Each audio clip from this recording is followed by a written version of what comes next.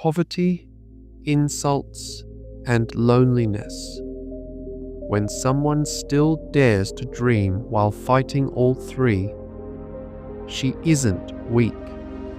She's dangerous. This is the story of such a girl. In a quiet village, there lived a 15-year-old girl named Ria.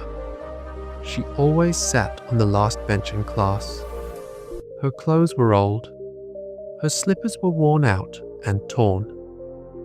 She didn't speak much. The teachers often ignored her. Her classmates laughed at her.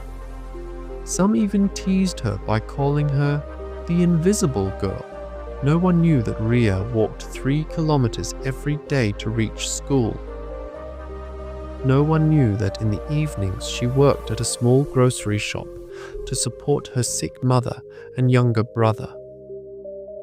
No one knew that every night before sleeping, she would go to the rooftop, gaze at the stars, and whisper softly, "One day, I will become a great scientist. The whole world will know my name." One morning, a new science teacher arrived at the school. Her name was Miss Sarah. She was very kind, but her eyes were sharp and observant. On her very first day, she noticed Ria sitting alone at the back bench.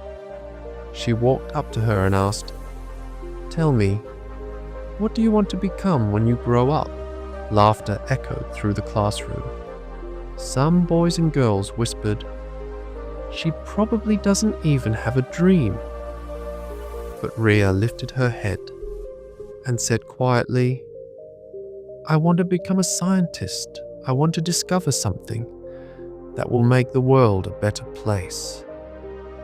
The class fell completely silent. Miss Sarah smiled and said, "Then, from today, you will sit on the front bench. Dreams like yours need care and attention." From that day, Ria's life began to change. Miss Sarah started giving her extra lessons. She brought old science books and magazines for her. Ria read everything she could get her hands on, studying late into the night by candlelight, asking questions, solving math problems, and dreaming of new inventions. The journey was not easy. There were many nights when there was no money for her mother's medicine. Many days when the stove at home remained cold. Once, during the harsh winter, Ria herself fell ill. Yet she continued walking to school in the freezing wind. Her hands would go numb, but she kept her books pressed tightly against her chest. People said, "Girls don't become scientists. They get married and go to their in-laws' house." Ria thought to herself, "I will prove them wrong." Time passed. She faced poverty, taunts, and failures, but she never gave up. Finally, she earned a scholarship to a university in a big city. She lived in a tiny hostel room, often sleeping on an empty stomach. But in the lab, she came alive. She worked day and night, conducting experiments, building machines, testing new ideas.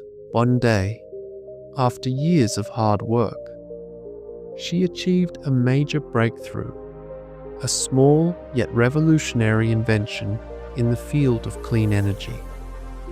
Her research paper was published in world-renowned journals. Honors and awards started coming her way. Top universities invited her to speak. Newspapers called her the girl who never stopped. At an international science conference, Ria stood on the stage. People from all over the world were clapping for her. Cameras flashed brightly, but her voice remained calm and strong.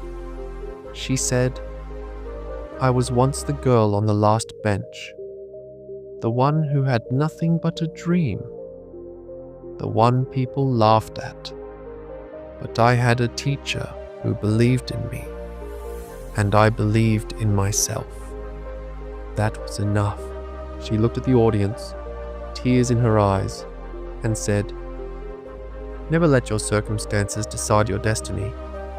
Even if you are poor, tired, or broken, keep dreaming big. Even if no one supports you right now, even if no one claps for you, keep working hard. One day, the whole world will stand up for you." If this story has touched your heart, share it with your friends and with those children around you who need someone to believe in them today. Never stop dreaming. Never stop working hard. One day, your story will inspire someone else too.